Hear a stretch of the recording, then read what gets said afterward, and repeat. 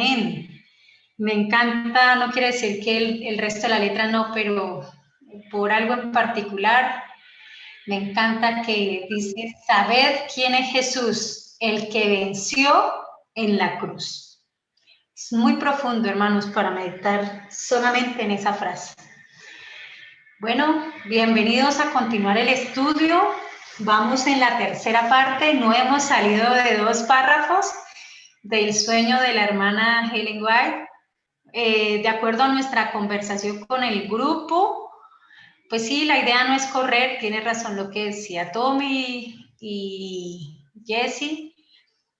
Así que vamos a dejarnos guiar por el Señor, porque a veces uno quisiera ya terminar rápido para poder pasar a otros temas, pero no, vamos a tener paciencia, que sea el Señor quien dirija este asunto.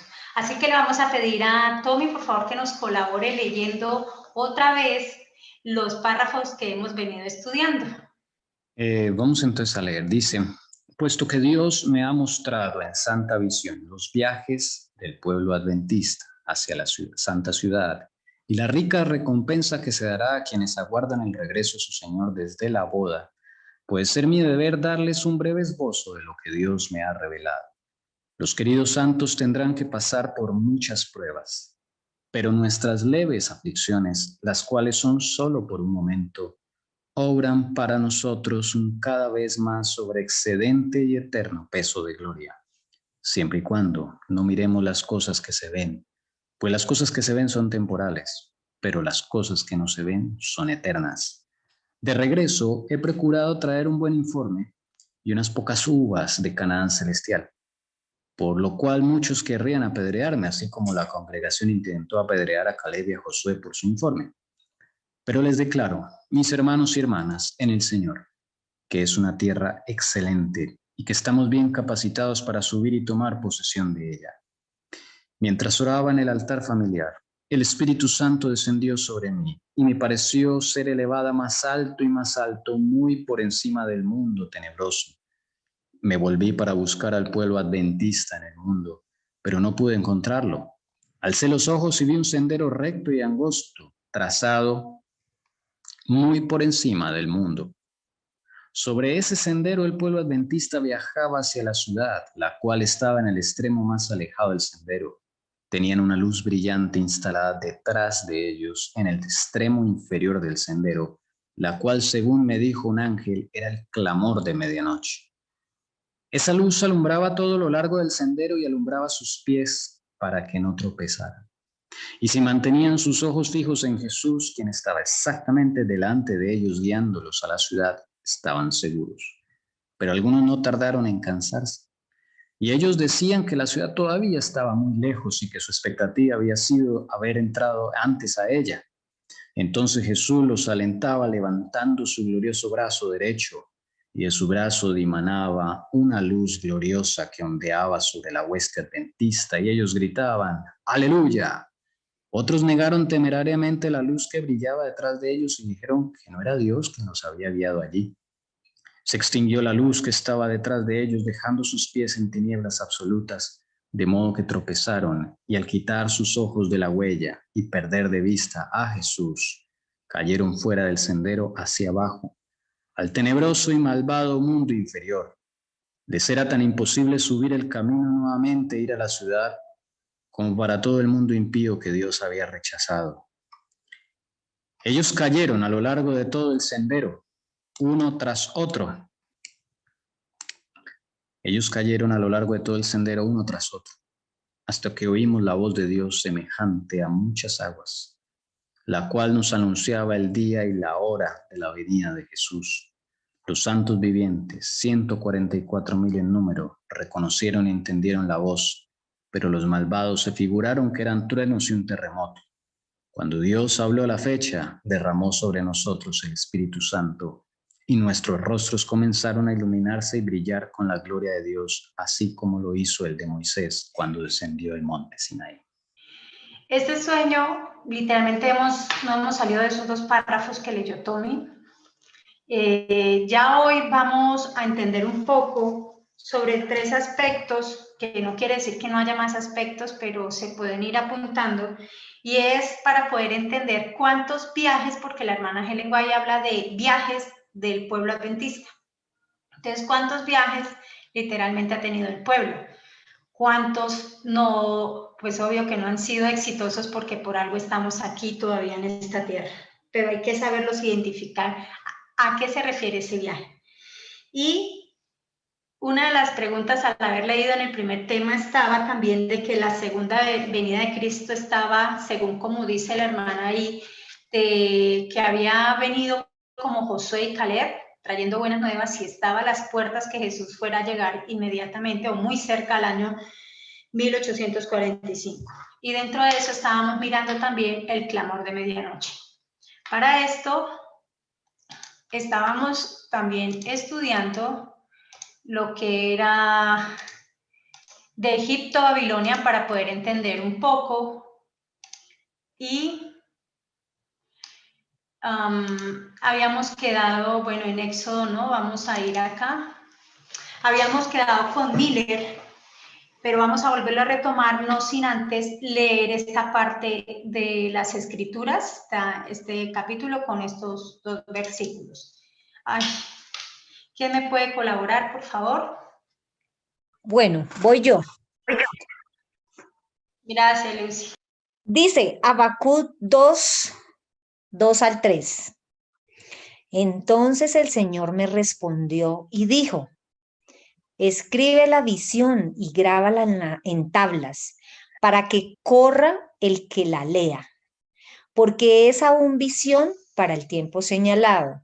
Se apresura hacia el fin y no defraudará. Aunque tarde, espérala, porque ciertamente vendrá, no tardará. Muchas gracias. Yo pienso que estos 2 versículos es como el centro, llamemos, de lo que aconteció dentro del pueblo.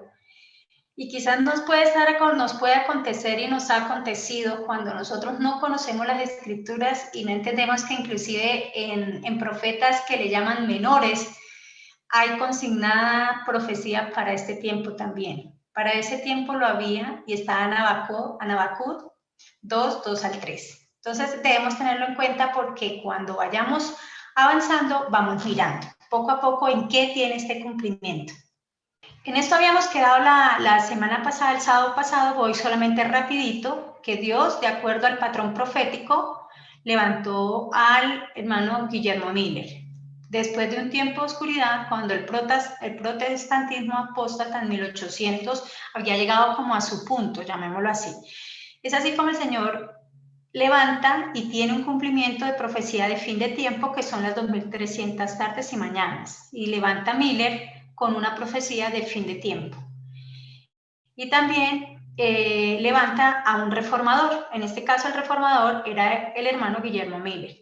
¿Para qué?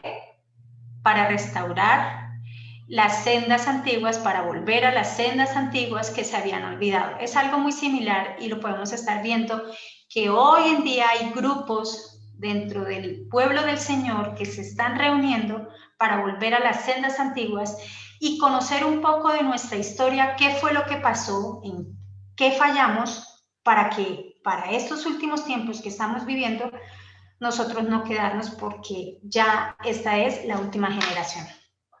El Señor lo respalda a través de milagros. Aquí habíamos puesto una serie de milagros, y acá me faltó uno que más adelante lo vamos a ver. Inclusive ese milagro fue mucho antes de Miller, llamemos de que Miller se levantara, pero eso lo vamos a ir viendo detallado punto por punto. Y entendí, gracias al Señor, y es como la idea de por qué se montaron todos estos 3 milagros, y todo fue un proceso, llamémoslo una antesala, en el tiempo de Miller, y un poco tiempo después, respaldando el mensaje que Dios había encomendado al hermano Guillermo Miller. Dentro de esto hay un mensaje, y en ese mensaje hay 2 grupos, como siempre, un grupo que acepta y otro grupo que ¿qué? Rechaza. Hay un reavivamiento y una reforma en el grupo que acepta. Pero el Señor, a su vez, como vimos en el pasado con Jesús y atrás, el pueblo sufre un chasco. Y en ese chasco prácticamente hay un zarandeo dentro del pueblo del Señor. El pueblo tiene que ser, ¿qué? Probado. Hermanos, y siempre lo vamos a mirar ahorita, al ser probado, el éxito de la gente que salió invicta, llamémoslo así, es la gente que fue a la palabra, siempre mantuvo puestos sus ojos en Jesucristo.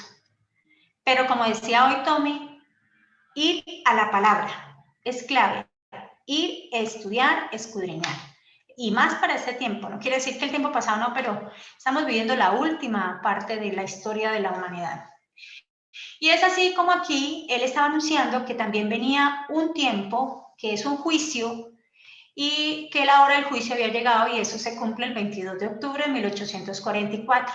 Pero de aquí a lo que pasó, de aquí, llamémoslo, y al mensaje de Miller, podemos encontrar el clamor de medianoche, vamos a encontrar el mensaje del primero, segundo y tercer ángel, y vamos a encontrar por qué el Señor, que le doy gracias de verdad, yo inclusive cuando estuvimos en Prado, teníamos una pregunta referente al mensaje del tercer ángel, pero yo no entendía, yo leía y leía y yo no entendía, yo le decía, Dios mío, yo no entiendo, pero al estar acá estudiando con el Señor y dejándonos guiar, porque el Señor también te muestra hermanos que también van avanzados, al cual llegaron antes que nosotros a estar reunidos y estar buscando del Señor.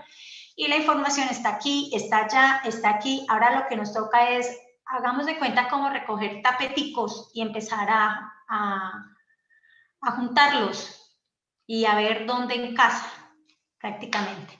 Entonces no hay que desechar tampoco lo que ya se dio. Es así como vamos a entrar, y aquí voy a pedir el apoyo, no importa, yo se lo digo acá a Tommy, porque yo sé que hay un punto muy importante y tiene que ver con los dos testigos. Y vamos a mirar un poco, primero que Tommy me colabore en abrir el conflicto de los siglos, porque si tenemos que leer, pues vamos leyendo para poder entender. Ya te digo cuál es el capítulo, pero para ir leyendo así, capítulo 16, que es la Biblia y la Revolución Francesa. Ahorita lo miramos, todavía no, para ir mirando lo de los dos testigos.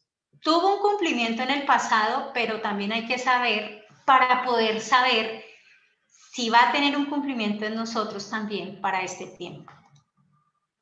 Y pues que Tommy, yo creo que él tiene como una teoría y algo de lo que ha aprendido, y lo vamos a mirar cuando hermanos se concentraban en estudiar en esta época y en escudriñar la palabra con el Señor, pudieron haber cerrado, pero fueron muy decisivos y decididos a mostrar lo que el Señor les había mostrado. A pesar de que, hermanos, métase algo en la cabeza que fue lo que entendí. En este tiempo y en el tiempo pasado, casi nadie entendía, ni el reformador, a qué había sido llamado, explícitamente a qué fue llamado. 100% que la tuviera clara, no la tenía clara. Y esto acontece hoy para nosotros. Hoy inclusive que hay cosas que no están cuadrando y estamos volviendo a las sendas antiguas y estamos volviendo a las escrituras para saber qué viene, qué acontece.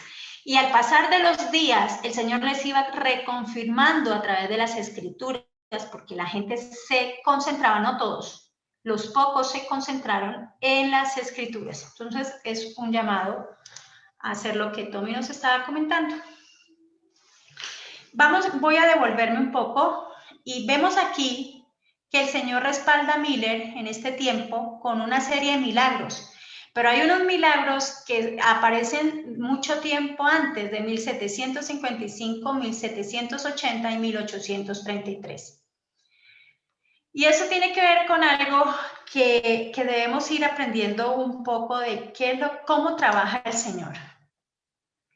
Vemos aquí la línea profética, llamemos el movimiento millerita y los adventistas. Vemos en 1755 que sucedió un terremoto grande, y en ese entonces era un terremoto muy grande, y era el terremoto ¿de qué? De Lisboa. fue el 1 de noviembre de 1755.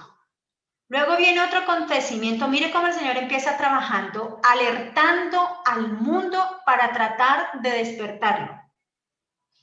No nos sorprendamos que ayer hablábamos algo con Tommy, pues fue rapidito ahí que nos escribimos y él hablaba algo que me gustaría que él también testificara ahorita, y yo le dije, no nos sorprendamos que venga terremotos, y más ahora que se está empezando a mover la tierra fuertemente, debe acontecer. Son llamados como que la gente reaccione y despierte un poco, y es lo que empieza el Señor a trabajar. Vamos a seguir las pisadas de cerca de Jesús, el modo en el que Él trabaja, Él opera, para nosotros ir entendiendo. Luego viene un tiempo de 1780 al 19 de mayo de 1700, que es el oscurecimiento ¿de qué? Del sol. ¿Para qué? Porque resulta que antes de eso se venía algo tan importante que el Señor necesitaba llamar la atención. Y el Señor usa sus astros. Alguien que me ayude y vaya lo hemos leído aquí en repetidas ocasiones, pero no importa, vamos a empezar. Por favor, quienes están en lista, si Tommy me ayuda a ver en lista quién me puede ayudar ahí. Vamos a Génesis 14, capítulo 1 y el versículo 14. Capítulo 14, versículo 1, ¿cierto? Al revés, 1, 14, capítulo 1, versículo 14. Tommy, te pido que me colabores un momentico, no me demoro, ¿sí? Qué pena. Sí, tranquilo. Bueno, dice así, dijo luego Dios, haya lumbreras en la expansión de los cielos para separar el día de la noche, y sirvan de señales para las estaciones, para días y años. Okay. ¿Para qué sirve el sol y la luna según ese texto? ¿Cuál es el propósito de los astros? Señal para las estaciones, o sea, para dividir los tiempos. Sirvan, sí, de señales para las estaciones, días y años. Exactamente, listo. Ahí hay una frase interesante, si leemos en otra Biblia, va a decir que no solo las estaciones o los tiempos, marcar los tiempos, sino de signos en los cielos, o sea, de eventos sobrenaturales para marcar eventos proféticos. También cuando ahí dice estaciones se refiere no solo a las estaciones temporales del clima, sino se refiere también a las reuniones especiales con Jehová, es decir, a sus fiestas. ¿Ok? Es interesante ahí. Permítame, miramos otra versión bíblica, la de la Biblia de las Américas, sí, las Américas, o el Jubileo, las que acostumbra a usar para comparar con la... compartir y compartes esos versículos. 1:14. Acá yo tengo las columnas que particularmente a mí me gusta comparar con 4 versiones. Aquí está la primera, las Américas, la siguiente, la segunda, la de Jubileo, la tercera es una Biblia que se llama la Holman Christian Standard Bible y la última es la King James, la que usaba la hermana White en su mayoría. Entonces dice en el 14, entonces dijo Dios, haya lumbreras en la expansión de los cielos para separar el día de la noche y sean para señales. Mira, si ven que ahí ellos separan señales y estaciones aparte. ¿Sí ven? Y para días y para años. O sea, hay un y adicional. En la Reina Valera dice, sirvan para señales de las estaciones. ¿Sí ves, Lucy? Entonces, hay una y adicional, lo cual es correcto porque en hebreo está así. Es decir, otro de los propósitos de las lumbreras es que sean de señales. ¿Ok? Son señales, porque tenemos que estar pendientes de los eventos astronómicos. ¿Ok? Como vimos ahí, nuestra hermana Elcira nos está mostrando, el sol, la luna, ¿sí? Es para eso. Así en el tiempo de Guillermo Miller se oscureció el sol, por ejemplo, un evento sobrenatural, pues para eso los creó el Señor. ¿Ok? Entonces, para hacer mención de que el sol y la luna y las lumbreras en general son para señales proféticas. Ya, ahí está. Y el segundo propósito, estaciones. Esa palabra estaciones no solo se refiere a las estaciones de invierno, primavera, otoño y verano, sino se refiere también a las reuniones especiales de Dios con su pueblo, es decir, las fiestas de Jehová. ¿Qué es lo que ¿cuál es el propósito de esas lumbreras? Marcar las fiestas de Jehová. Sin eso no podríamos saber cuándo es fiesta de Jehová. Eso entonces sería. A propósito, ya casi viene una fiesta, ¿cierto? Sí, señora. Pascua. La Pascua. Que, ¿Cuándo es la fecha? el año bíblico empieza el 13 de abril. Sí. Y la Pascua es el 14. Pues 14 días después del 13 sería el 27. Ah, ya. De marzo. Es de abril. De abril. Ah, perdón. Es abril, sí, señor. Este año cae en abril. O sea que estamos a más de un mes. El año Estamos a un bíblico pasito. también es importante, ¿no? Recibirlo, pues, ese día también. Claro, el año bíblico, según como cuenta el cielo, el año 2021, digamos, comienza es el 13 de abril.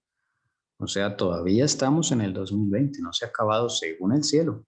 Ahora tenemos que adecuarnos. Entonces, todo lo que suceda a partir de abril 13 en adelante es lo que el Señor decretó para el año 2021. Okay, entonces, eso es importante saberlo. Gracias, mi amor.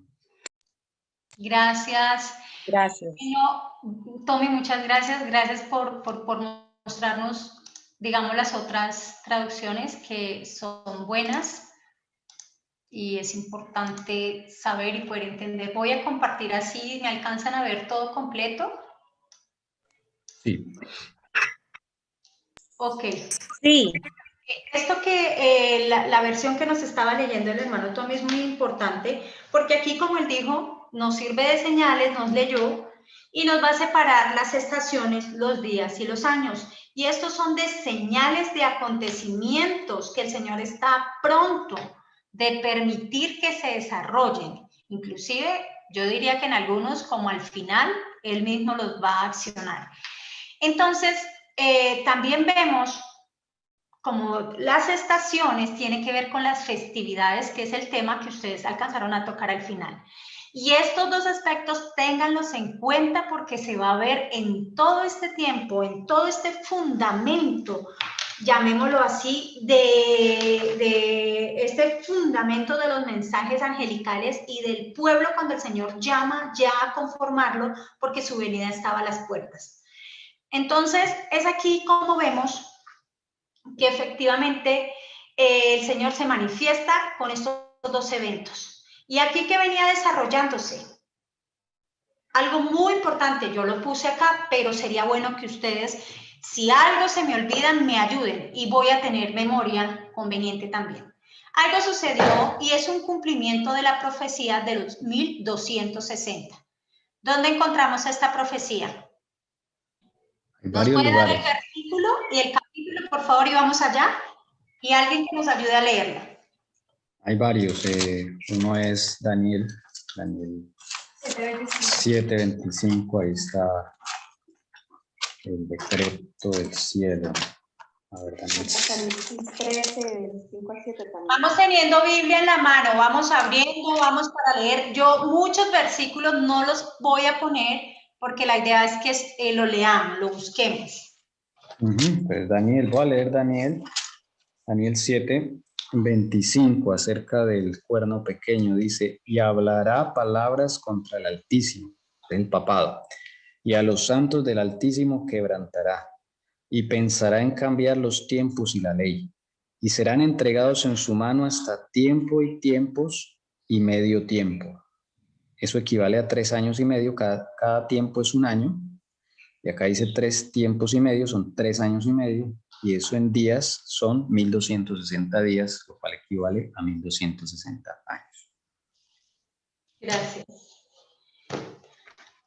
Yo no sé si cerré el micrófono, ahí no, es que a veces se me olvida, qué pena. Gracias, Tommy. Ahí lo encontramos en Daniel 7:25. ¿Y de cuándo arranca? Yo aquí puse una fecha. ¿Qué sucedió en el 538? ¿Qué imperio empieza a gobernar brutalmente? Buenos días. Yo pienso que fue Roma imperial. ¿Dices Roma imperial? Sí, dijo Roma imperial la señora Royce. ¿Quién dice algo más? algo que no voy a correr, y eso es cierto, porque esto se ha repetido muchas veces y si no lo tenemos claro, no vamos a saber de ahí para adelante qué sucedió. Entonces es claro saber qué aconteció y ahora lo vamos a leer en el conflicto de los siglos también, en este capítulo, pero más adelante vamos a leer como la compilación de todo esto. Pero ¿qué sucede? ¿Desde cuándo esa profecía se empieza a contar? Desde el año 538, ¿están convencidos de lo que yo puse acá? Una pregunta, pero luego Babilonia es desde el 606 al 538 antes de Cristo. O sea que año 538 después de Cristo sí llega el primer mensaje, sí llega el mensaje del primer ángel, porque es que es 538 después de Cristo.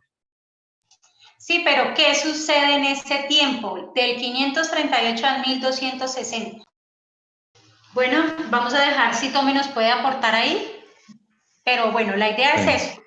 Con esto uno sondea los vacíos que hay, pero no es para sentirnos mal, es porque ahí hay que reforzar.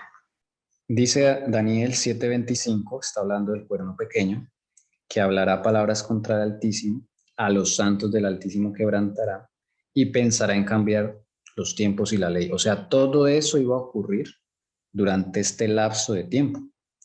Y además dice, y serán entregados en su mano, quienes, los santos, hasta tiempo y tiempos y medio tiempo. Es decir, Daniel 7:25 me está diciendo todo lo que este poder iba a hacer durante 1260 años. Hablar palabras contra el Altísimo, quebrantar a los santos del Altísimo, cambiar los tiempos y la ley y entregar, los santos iban a ser entregados en su mano. Este es el tiempo en que gobernó el papado. El papado arranca desde el 538. Alguno dirá, ¿por qué 538? Si papas han habido desde antes del 538. Entonces, hay que tener en cuenta que la profecía dice es desde el momento en que ellos adquieren este poder. Antes no lo tenían porque estaban, pues primero estaba el Imperio Romano de Oriente y estaban las tribus bárbaras que no dejaban sentar al Papa en Roma. Roma era una ciudad invadida por tribus bárbaras, entre ellos los ostrogodos. Por ahí fue que se le vino a la mente a mi esposa los ostrogodos. ¿Sí? Entonces, hasta que no quedara vacía Roma para que se sentara el Papa en Roma y no pudiera gobernar a su antojo, entonces no se podía iniciar esos 1260 años. Por eso es que en estas fechas previas es clave. ¿Por qué? Porque en el año 537 expulsan a los ostrogodos de Roma. Entonces ya queda listo el asiento de Roma. Y allí montan, al final del 537, en diciembre, montan al Papa Vigilio, por auspicio y patrocinio del emperador Justiniano del Imperio Romano de Oriente. O sea, le dan todo en bandeja, le dan su trono, su ciudad donde va a gobernar a partir de ahí en adelante y autoridad, como dice Apocalipsis 3. Entonces le dan todo al Papa y desde ahí él puede empezar a gobernar. Por eso 538 es una fecha clave. Desde ese año, Vigilio empieza a gobernar hasta, bueno, todos los demás papas, 1260 años. Eso es. Gracias, Tommy. Y lo importante acá, que ahora vamos a una lectura de, bueno, no lo tengo desde el comienzo, pero les prometo que a la final ya busco el libro. Es un libro que es de la Iglesia Adventista, tiene la historia de lo que sucedió dentro del pueblo, pero pues ayer el Señor me puso que era bueno que lo leyéramos. ¿Por qué es importante y por qué el CIR, aparte de que, de que la profecía, muestra que la profecía tiene un cumplimiento de los 1260 en 1798, ¿por qué el CIRA lo muestra? ¿Qué pasa y qué acontece de ahí en adelante? Pues voy a leerles acá, pero ahorita vamos a leer ese texto pequeño y podamos entender qué sucedió dentro de la iglesia total, o sea, mundial. Entonces, miremos también otra forma de operar del Señor. No es otra forma, es la manera en que Él opera. Primero hay unas manifestaciones cósmicas. Usa sus astros para decirle a la gente algo va a suceder. Y viene un cumplimiento de tiempo profético, consignado en donde, en las Escrituras. Sí me gustaría que Tommy más adelante nos explicara un punto donde dice la Iglesia Adventista, que la hermana Helen White dice que para este tiempo no habrá profecía de tiempo. Ahora miraremos ese punto. Entonces, que no se nos olvide. Entonces tenemos aquí que llega 1798. En 1798, aparte del cumplimiento de la profecía de los 1260, el Señor, a través de la herida mortal que se le da al papado, es que el pueblo en sí abre los ojos de ese entonces, el pueblo protestante, el pueblo del Señor, abre los ojos y empieza a mirar las profecías de otra manera, porque ellos tenían claro de la herida papal y que se iba a dar. Al suceder eso, ellos despiertan, llamémoslo así. ¿Y cómo despierta? Con la llegada del mensaje del primer ángel. Es la manera en la que ellos creían que era temer a Dios y darle honra, porque la hora de su juicio ha llegado. Creía que ya habían empezado los juicios y el Señor estaba enjuiciando ¿a quién? Al papado. Que a través del Papa, aquí tenemos el Papa Pío VII, que a través del coronel general Luis Berthier fue quien lo arrestó. Dice que a los 3 años y medio, él muere. Vamos a ver esta lectura. Esperemos a ver si me deja compartir. Lo estamos viendo. Por favor, Tommy, le pido que me colabore o alguien leyendo fuerte. Voy a tratar de... Ay, espérate porque creo que me fui para otro lado. Ya un momento que estoy por acá. Es la parte de 1798.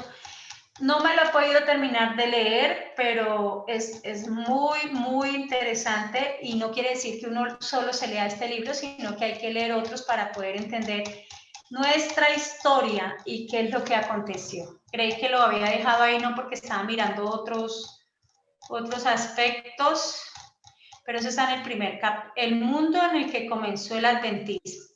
Mientras lo ubicas, voy a simplemente nombrar que en YouTube están participando, entonces, bueno. hermana Leonor Perdomo, en la pregunta que se hacía de los 1260 años, dice Daniel 8:14, entonces, no porque ahí está la profecía de los 2300 tardes y mañanas, Daniel 8:14, esa no es la misma de 1260 años, aunque los 1260 están incluidos dentro de los 2300, pero eso es otra profecía. Patricia Alfonso dice Roma papal, sí, 538 empieza la Roma papal. Patricia Alfonso dice Edad Media, Inquisición, sí, en esos 1260 años también se conoce como la Edad Media, la Inquisición, todo esto ocurrió ahí, las cruzadas. Y bueno, la hermana Doris dice, disculpen, pero aquí el internet está fallando, entonces no nos puedo contestar ahora. Esos son los aportes de YouTube. Qué bien, qué buenos esos aportes, muy, muy bueno, muy certero y la idea no es que nos avergoncemos porque no entendamos. Déjenme decirles que yo aquí estoy aprendiendo y aprendí mucho y todavía me falta, pero es para ver los vacíos que tenemos y cómo se pueden solucionar esos vacíos. Vamos a leer, por favor, Tommy, ¿me colabora? Ok. El mundo en el que comenzó el adventismo. Los adventistas del séptimo día creen que sus raíces en la historia retroceden muy atrás. No solo al movimiento milerita de las décadas de 1830 y 1840, sino más aún a Wesley y los reavivamientos evangélicos del siglo XVIII, a los grandes reformadores protestantes y a los grupos tempranos de disidentes como los lollardos y los valdenses. Aún más atrás, a la primitiva iglesia céltica de Irlanda y Escocia, a la iglesia perseguida de los primeros 3 siglos después de Cristo, hasta Cristo y los apóstoles mismos. Sin embargo, es obvio que el adventismo moderno se desarrolló con el gran despertar adventista que ocurrió en los primeros años del siglo XIX. Al comienzo de ese siglo, siglo XIX, gran parte del mundo occidental estaba preocupado por las actividades de Napoleón Bonaparte. Este aventurero corso, que hacía poco había llegado al poder del principal estado europeo, estaba ocupado en rehacer el mapa de Europa.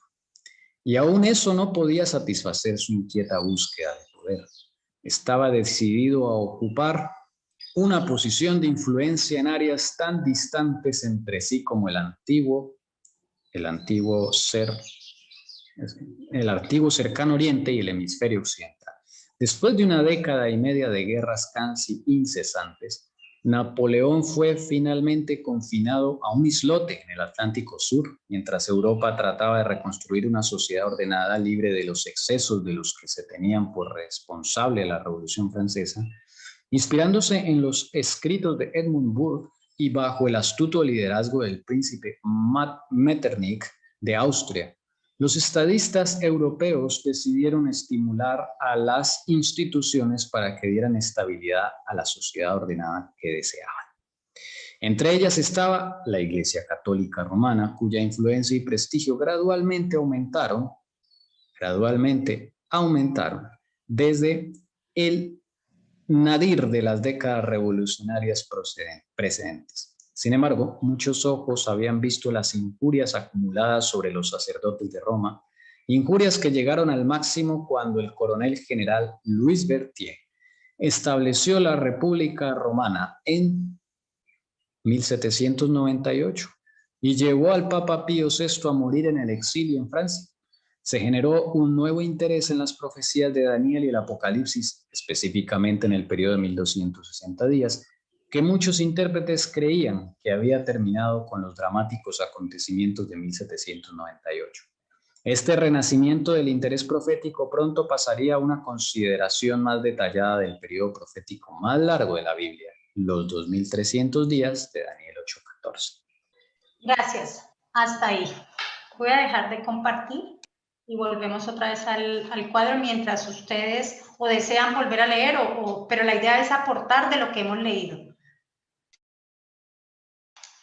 Bueno, con respecto a la lectura, ¿qué aportan? ¿Qué nos contaba ahí?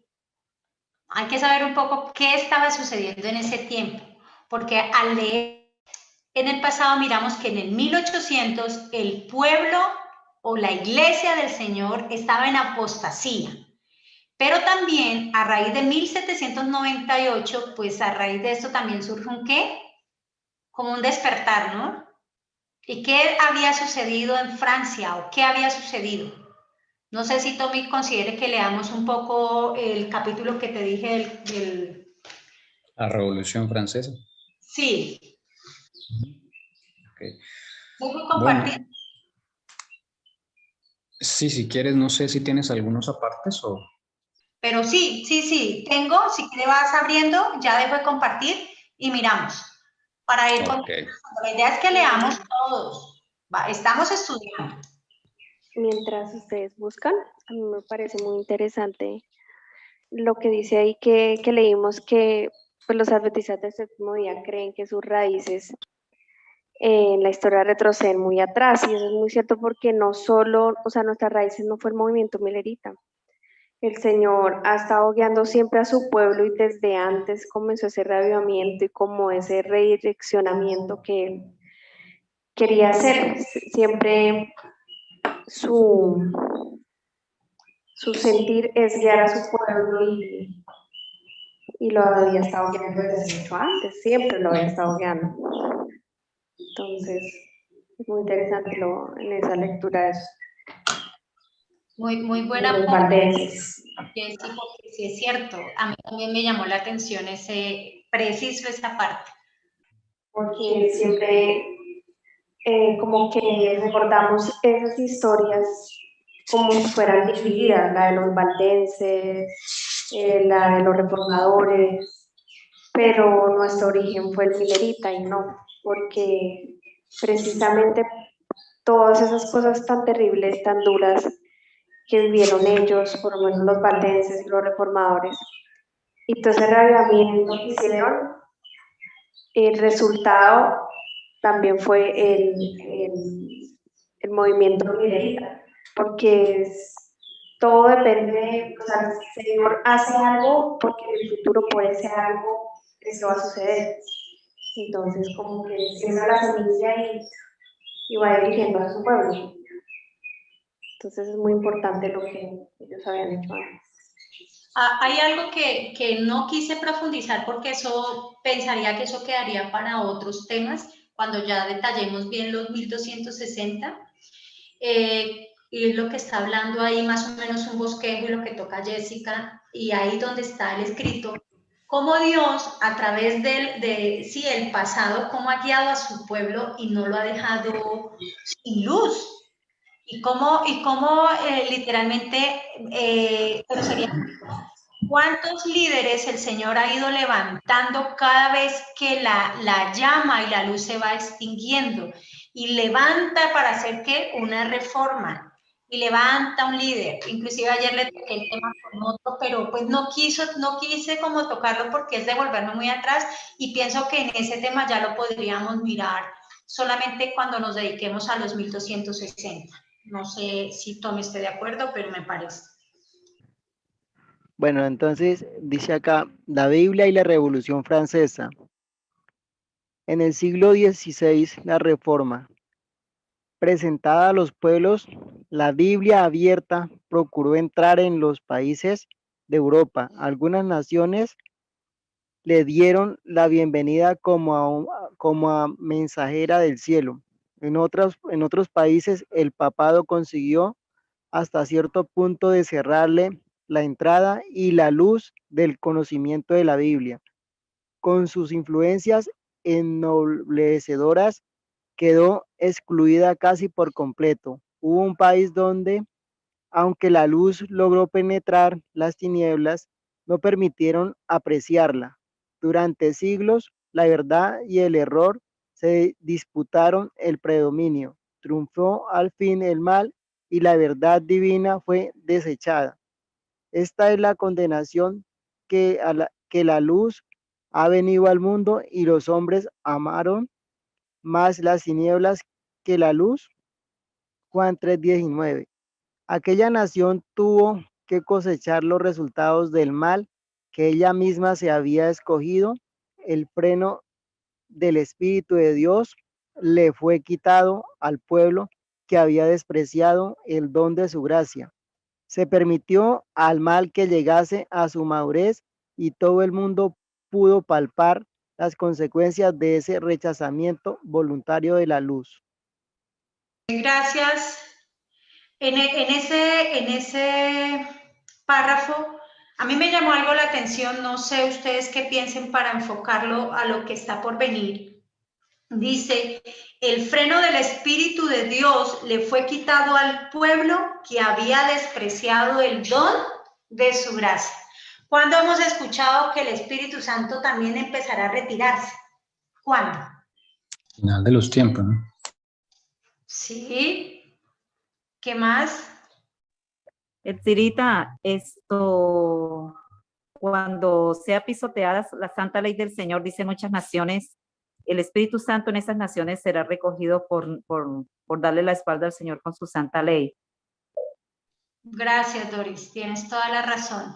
Y ahorita al ir leyendo, más o menos el Señor nos va a ir mostrando. Alguien que nos colabore con la guerra que se hizo en Francia, ya les digo hasta dónde, por favor. La guerra que se hizo en Francia contra la Biblia durante tantos siglos llegó a su mayor grado en los días de la Revolución. Esa terrible insurrección del pueblo no fue sino resultado natural de la supresión que Roma había hecho de las Sagradas Escrituras. Fue la ilustración más elocuente que jamás presenciara el mundo de las maquinaciones de la política papal y una ilustración de los resultados hacia los cuales tendía durante más de 1000 años las enseñanzas de la Iglesia de Roma. Ahí vamos entendiendo qué sucede. Uy, sí, realmente esa guerra, ¿sí? En los días de la Revolución, yo creo que Roma obtuvo casi el poder total, ¿sí? Para poder, digamos, extinguir la Biblia, ¿no? Ok, Tommy, podemos ir más adelante para confirmar lo que hemos estado leyendo, lo que dice la hermana Helen White. No sabría decirte dónde dice los 42 meses. Yo creo que están los dos siguientes párrafos. ¿Qué página la tienes tú? La tengo en el 245. Ah, ya tienes Debe ser los dos párrafos siguientes. la supresión, sigue la supresión de las Sagradas Escrituras, luego sigue...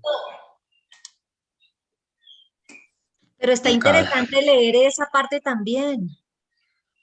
Pero vamos a ir un momento a lo que hemos estado hablando para poder concretar. Mira, ahí dice... Acá está. Ah, sí.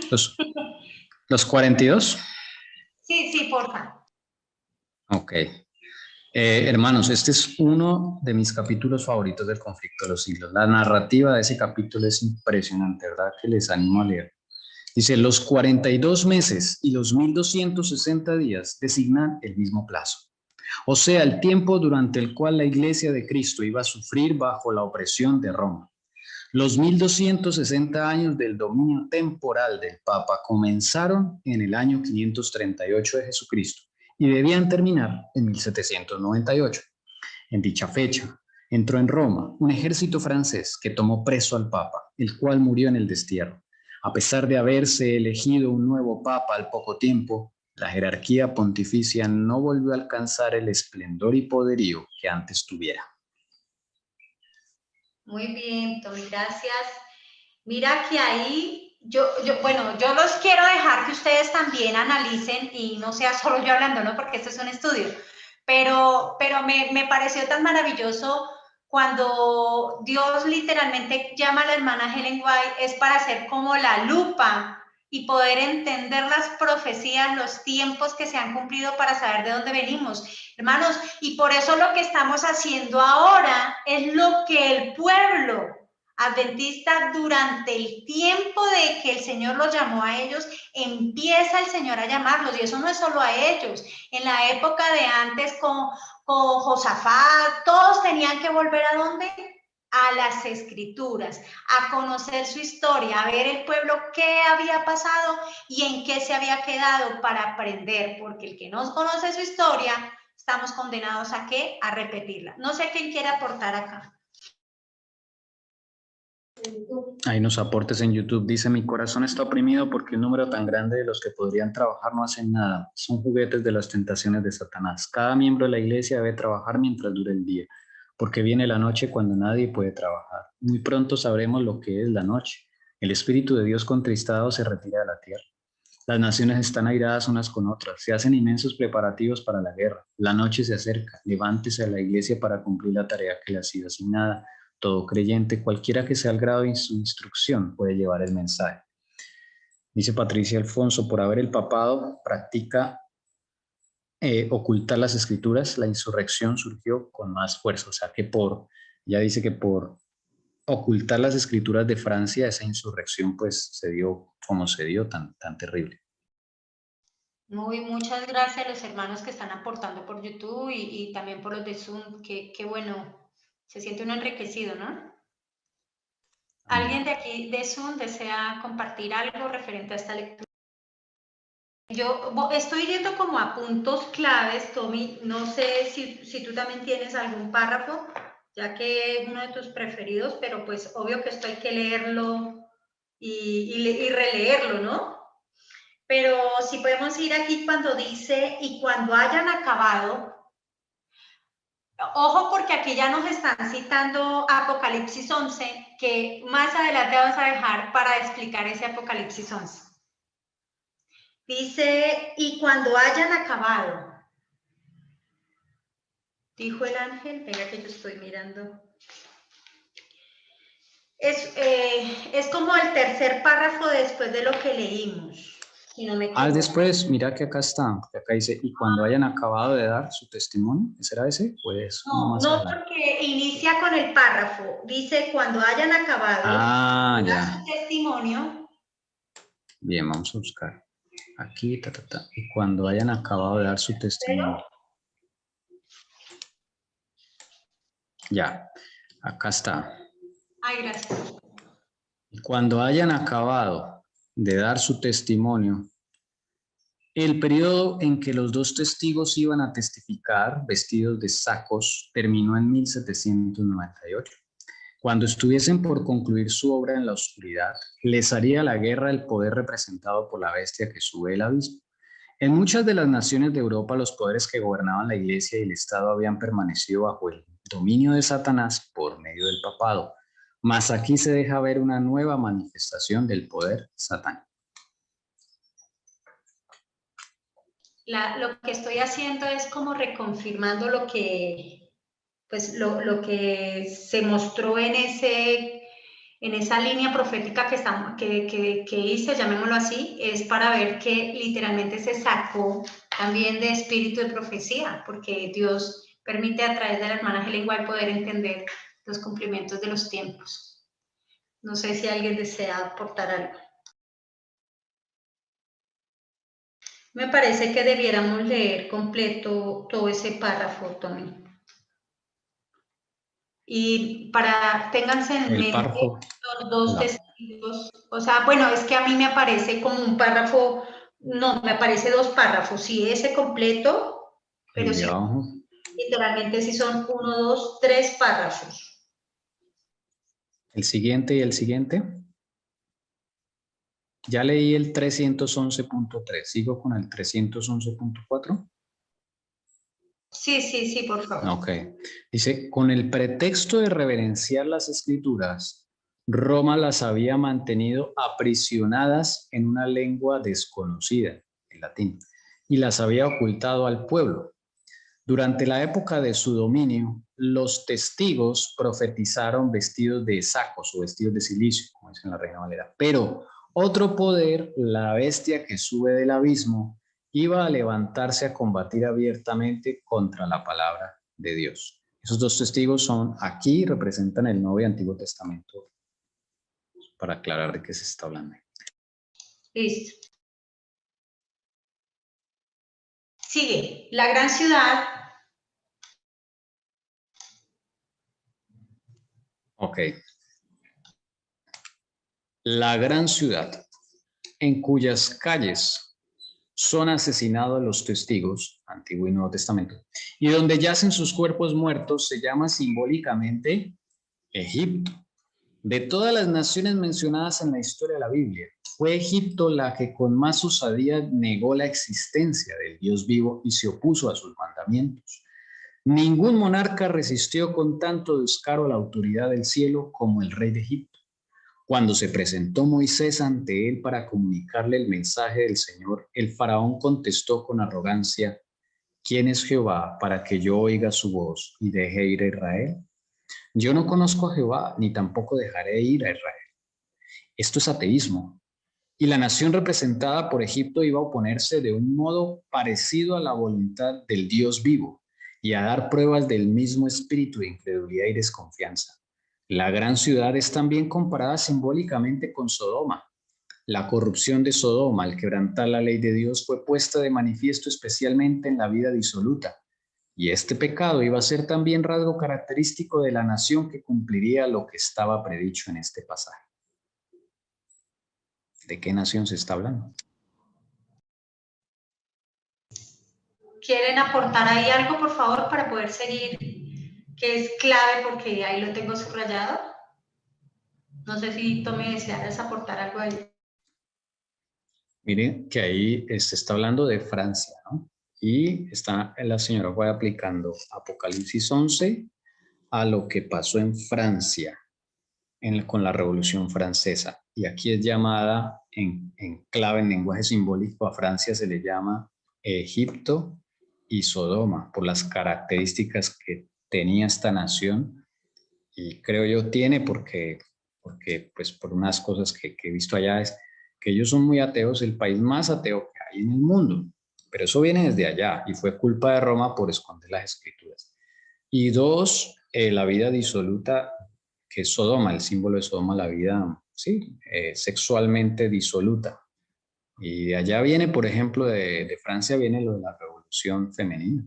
Fue una francesa la que se levantó con la revolución femenina y empezó a hablar del lesbianismo. Viene de allá de Francia todas esas cosas, hermanos, es bien interesante eso. Y algo en particular, que también lo que dice Tommy sí me llamó mucho la atención, es Egipto, ¿no? Curiosamente. Entonces, a pesar de todo, sigue Egipto, pero cada vez en rebelión absoluta. Y en una de nuestras conversaciones con el grupo hablábamos que literalmente Egipto, digamos en este momento, hemos llegado a unas condiciones demasiado, digamos, sobre todo en Europa, como él lo estaba comentando, donde literalmente el Dios era el Dios dinero.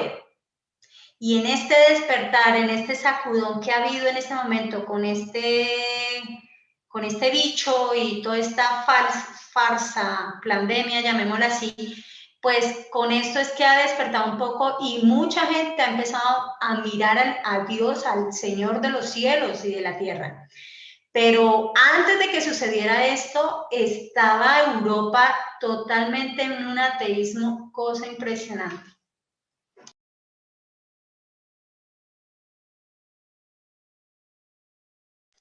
¿Podemos seguir leyendo el siguiente párrafo, por favor? Hermana Lucy. Listo. Es el 3.12.2. listo. 3.12.2. Dice, en conformidad con lo que dice el profeta, se iba a ver en aquel tiempo, poco antes del año 1798, que un poder de origen y carácter satánicos se levantaría para hacer guerra a la Biblia. Y en la tierra en que de aquella manera iban a verse obligados a callar los dos testigos de Dios, se manifestarían el ateísmo del faraón y la disolución de Sodoma. Está muy interesante esto. Siguiente, es que esa página es muy, bueno, yo la tengo. Listo. Siguiente. Esta profecía se cumplió. Ya. Esta profecía se cumplió de un modo muy preciso y sorprendente en la historia de Francia. Durante la revolución en 1793, el mundo oyó por primera vez a toda una asamblea de hombres nacidos y educados en la civilización que se habían arrogado el derecho de gobernar a una de las más admirables naciones europeas, levantar unánime voz para negar la verdad más solemne para las almas y renunciar de común acuerdo a la fe y a la adoración que se deben tributar a la deidad. Walter Scott, Life of Napoleón Bonaparte. Francia ha sido la única, mira que no se puede ver lo que sigue después de Francia. No, espérate, lo cuadro. Francia ha sido la única. Ahí puedes ver. A ver. Espera. Ahí ya se ve todo. Ya, ahora sí.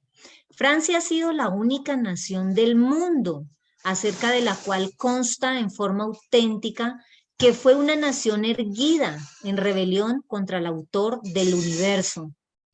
Muchos blasfemos, muchos infieles hay y seguirá habiéndolos en Inglaterra, Alemania, España y en otras partes. Pero Francia es la única nación en la historia del mundo que por decreto de su asamblea legislativa declaró que no hay Dios, cosa que regocijó a todos los habitantes de la capital. Y entre una gran mayoría de otros pueblos cantaron y bailaron hombres y mujeres al aceptar el manifiesto. Noviembre de 1870 fue escrito. Tenaz, me deja sorprendida. Y uno que es que queriendo ir por allá a Francia, mejor dicho, recorrer esa Europa.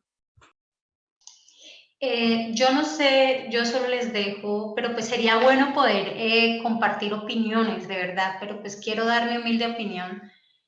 Al ver lo que pretendían, entre comillas, esta gente de montarse un nuevo orden mundial y cómo han hecho esos laboratorios como Venezuela y cómo quieren imponer y lo que sucedió en esta falsa del bicho, eliminar la adoración a Dios en cierta manera, cerrando las iglesias, o sea, cómo Satanás está tratando de montar eso como a la fuerza, pero mundial. Y es preocupante porque, llamémoslo, aquí uno lo veía algo como Francia, y cómo al tratar de imponerlo, pero yo digo que en su infinita misericordia el Señor y que ha levantado, es triste, no a su pueblo como adventista, porque hay gente más despierta afuera que están viendo que las cosas estaban mal y hay algo que estaba mal. No quiere decir que la venida del Señor no esté cerca, pero a como lo querían implementar con todo lo que tiene que ver con este socialismo y todo esto, es como un ejemplo. Pienso que ellos en diferentes, como fue en Francia, trataron de montar ese laboratorio y han seguido así, Alemania, Cuba, luego Venezuela y así, ¿no? O sea, de una manera que literalmente aquí el pueblo fue el que decidió a la final y sí aceptó, estuvo de acuerdo, pero le doy gracias a Dios que en este momento no ha sido así, a pesar de que hay mucha gente dormida. No sé qué opinan. Otra cosita, o sea que Francia es ateo, ¿cierto? Atea. Francia es atea. Según las estadísticas, más del 50% de las personas allá se declaran ateas.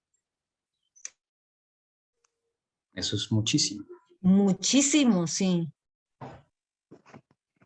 Y uno lo siente, lo vive cuando vaya a esos lugares. Uno se siente. La conducta de la gente, la forma de ser tan descortés y tan odiosa de los... No digo que todos, ¿no? Que no podemos acá meter a todos, que hay franceses tan leales a Dios. Pero en general uno nota ese rechazo, ese ateísmo. Y ahora uno entiende también cómo ellos han sufrido con esta pandemia. Han sufrido mucho más que otros países de Europa. Es que Dios es justo, hermanos. Eso Por a mí me impresiona rebeldes. mucho. Así es, Tony, sí. Pero también para llamarlos, también para que agachen la cabeza. Acuérdese que Dios siempre trabaja es para restauración y salvación. Gracias y bendito sea el Señor, porque no es para destrucción. Sí, y Sí, mira que muchos hermanos. franceses se han levantado allá, invocando el nombre del Señor. Ahí, Alexander. Sí, yo ahora recuerdo así, por lo menos yo he compartido con personas que ya compartí con un estudioso de la universidad y pues eso a que hay personas que estudian muchos libros y eso en ocasiones les está lavando el cerebro para que no crean en la Biblia.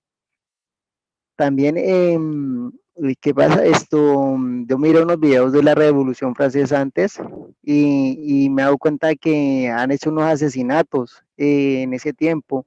A unos utilizaron la guillotina, a otros los mataron a espada, otros también, y como me parece que un reformador, no me acuerdo cómo es, ellos fueron quemados, ¿cierto? Entonces, pues ahí se conoce y se da uno cuenta la historia y ya, ¿qué más? A los videos de la Revolución Francesa que la mayoría son ateos, sí, pero y también consiste de que las personas estudian muchos libros que no son son libros que van llevando a las personas a la oscuridad. Sí, es hermano. Claro. La cabal ha querido volver a matar a los dos testigos. Es que es bueno ir mirando esto, pero hermanos, estamos en una situación difícil. Y es necesario ir mirando como el Señor nos muestra, porque para eso está la historia. La historia vuelve y se repite, no hay nada nuevo bajo el sol. Vamos un momento, es que uno no sabe ni qué no leer, ¿no? Este capítulo los invito, de verdad, como dice Tommy, a leerlo, porque es muy bueno. Pero leamos un poquito donde dice, en donde también el Señor de ellos fue crucificado. Eso es como un párrafo siguiente, algo así. Es que como acá dividen los párrafos diferentes, entonces no sabría decir. En donde también el Señor de ellos, acá abajo. empieza. Sí. Ok. En donde también el Señor de ellos fue crucificado, esta partecita es de Apocalipsis 11. En Francia se cumplió también este rasgo de la profecía. ¿Cuál? El que acaban de decir entre comillas, en donde también el Señor de ellos fue crucificado. Sigue diciendo, en ningún otro país se había desarrollado tanto el espíritu de enemistad contra Cristo. En ninguno había hallado la verdad tan acerba y cruel oposición. En la persecución con que Francia afligió a los que profesaban el Evangelio, crucificó también a Cristo en la persona de sus discípulos. Siguiente. Siglo tras siglo, la sangre de los santos había sido derramada, mientras los valdenses, los antiguos cristianos, sucumbían en las montañas del Piamonte a causa de la palabra de Dios y del testimonio de Jesús. Sus hermanos, los albingenses de Francia, testificaban de la misma manera por la verdad. En los días de la Reforma, los discípulos de esta habían sucumbido en medio de horribles tormentos, dice el hermano Alexander. Reyes y nobles, mujeres de elevada alcurnia, delicadas doncellas, la flor y nata de la nación se habían recreado viendo las agonías de los mártires de Jesús. Los valientes hugonotes, en su lucha por los derechos más sagrados al corazón humano, habían derramado su sangre en muchos y rudos combates. Los protestantes eran considerados como fuera de la ley. Sus cabezas eran puestas a precio y se les cazaba como a fieras. ¿Ustedes creen que, pues el Señor hasta el momento ha hecho un freno? Pero esto se viene también para esta generación, para nosotros, literal.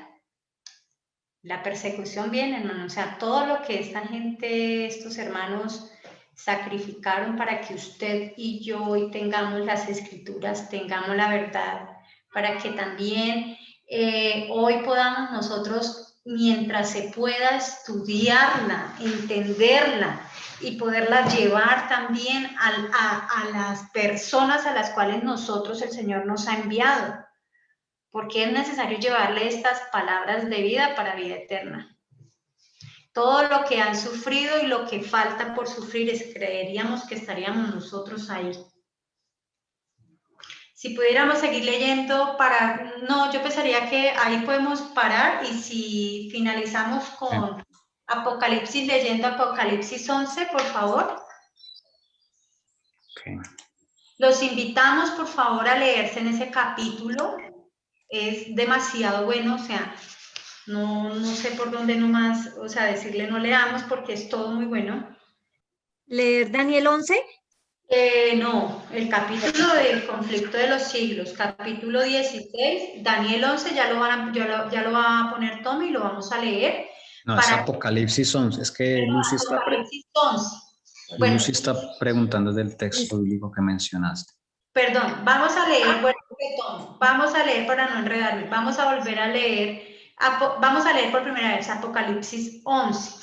Lo que los invito, como dijo Tommy, a leerse es el capítulo 16 del conflicto de los siglos, que se llama La Biblia y la Revolución Francesa. Okay. Y el objetivo de leer ahorita Apocalipsis 11 es porque algunos puntos que hemos leído aquí de este capítulo del conflicto de los siglos está en concordancia y en armonía con las escrituras. Ok, aquí está. Hermana Lucy, si gusta, puede leer. Bueno, dice Apocalipsis 11, ¿no? Los dos testigos. Me fue dada una caña de medir, semejante a una vara. Y alguien dijo, levántate y mide el templo de Dios y el altar, y a los que en él adoran.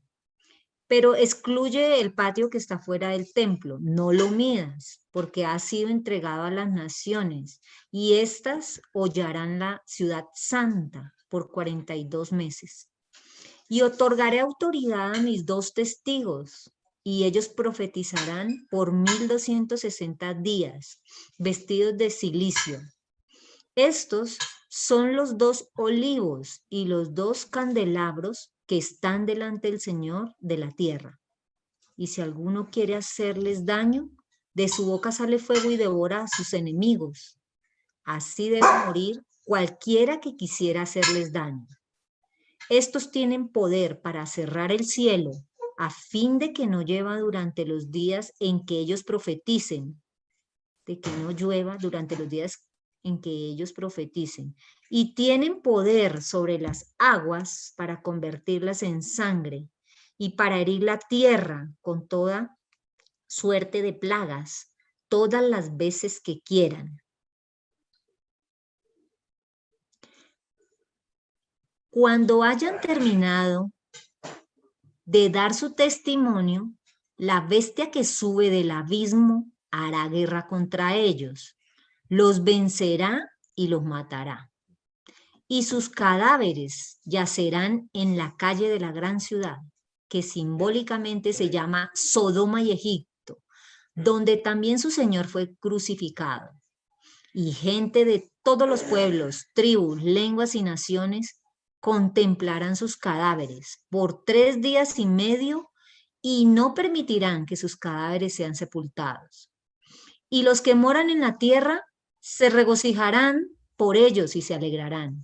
Y se enviarán regalos unos a otros, porque estos 2 profetas atormentaron a los que moran en la tierra.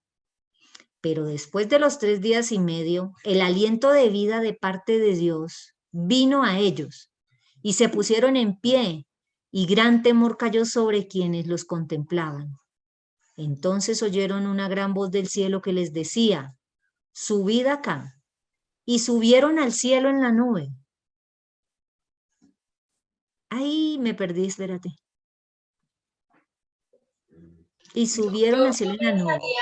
Qué pena interrumpirte, Lucy, pero pensaría que podríamos dejarlo hasta el 11 y después cuando ya se estudie bien, porque es claro que hubo parte de un cumplimiento, que es el que habla la hermana Helen White, y pues yo soy de las que pienso, no sé, que tiene otro segundo cumplimiento, esos 2 testigos. Y sí, muy interesante. quiero leerles una parte que no les hice leer, no sé si de pronto Tommy lo puede ubicar. Es otra vez, es como la misma partecita, pero para después volver como a la diapositiva y ahí sí ya donde dice espérate un momentito, ya, dijo el ángel del Señor, es en la primera página. Dijo el ángel del Señor, hollarán la santa ciudad 42 meses, y daré autoridad a mis 2 testigos, los cuales profetizarán 1260 días, vestidos de sacos. Y cuando haya acabado de dar su testimonio, la bestia que sube del abismo hará guerra contra ellos, y prevalecerá contra ellos, y los matará. Y sus cuerpos muertos yacerán en la plaza de la gran ciudad, que se llama simbólicamente Sodoma y Egipto, en donde también el Señor de ellos fue crucificado. Y los que habitan sobre la tierra se regocijan sobre ellos y hacen fiesta y se envían regalos los unos a los otros, porque estos 2 profetas atormentaron a los que habitan sobre la tierra. Y después de los 3 días y medio, el espíritu de vida venido de Dios entró en ellos y se levantaron sobre sus pies y cayó gran temor sobre los que lo vieron. Apocalipsis 11:2-11. Interesante. Tienes que subirlo para leer la otra partecita allá. Y cayó el gran temor sobre ellos, sobre los que lo vieron. Sí, creo que ahí ya termina. Sí, bueno. Ok, gracias. Vamos a volver a la diapositiva. Gracias, Tommy, por tu aporte. Vamos a mirar de pronto en la tardecita un poco de los 2 testigos, pero voy a compartir la diapositiva nuevamente para que tengamos claro cuando puse esta diapositiva y el cumplimiento de una profecía de los 1260, de dónde venía, ¿sí ves? Lo que estábamos hablando, qué había sucedido durante ese tiempo del 538 al 1260. Y en el 1798 llega el mensaje del primer ángel. Es necesario que llegara cuando se cumple esta profecía de los 1260. Y quiero que tengan algo en mente para que cuando vayamos estudiando aquí en adelante, cuando llega el mensaje, cada ángel, cuando llega el mensaje del primero, o el mensaje del segundo, o el mensaje del tercero, y así, el mensaje del cuarto, el Señor también cumple, llamémoslo así, un tiempo, o llamémoslo, se encuentra dentro de la profecía consignada en Daniel o en Apocalipsis. En este caso lo encontramos en Daniel 7:25. Y es como podemos leer los 1260. Gracias, Padre Santo, por este sábado tan delicioso, este estudio tan maravilloso. Gracias, Señor, porque un grupo de tus hijos hemos aquí compartido, retroalimentándonos, Señor, de ti, de tu palabra que nunca perece. Pero, Señor, estamos un poco tristes. ¿Sabes, Señor? Hay un grupo allá de tus hijos en el cual tú también estás preocupado por ellos, Señor, allá en Obo. De un momento a otro, Señor, la energía se ha ido y tú sabes por qué. Permita, Señor, que tú hagas un milagro esta tarde, puedas restablecer todo, Señor, la energía ya, pueda poner en cada hijo tuyo, que tú conoces los corazones, Señor, poder llegar y poder aprender como estamos aprendiendo nosotros, Señor. Tú sabes, Padre, que la palabra en este tiempo escasea. Y esa palabra, Padre, no está llegando como tú deseas que debe llegar. Pero ¿qué hacemos nosotros, Señor, sin tu respaldo y sin tu compañía, Padre? Necesitamos que seas tú manifestándote en poder y gloria en ese lugar. Escúchanos, Señor. Queremos también que esos hermanos se alimenten bien, Señor. Tú sabes que vienen tiempos difíciles, Padre. Y estamos aquí un grupo de tus hijos que estamos dispuestos a compartir lo que tú nos has dado, Señor.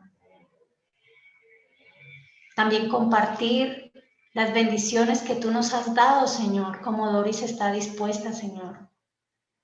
Si hay algo, Señor, que ha interferido en que esta oración no sea escuchada, perdónanos a todos, tanto a ellos como a nosotros, Señor.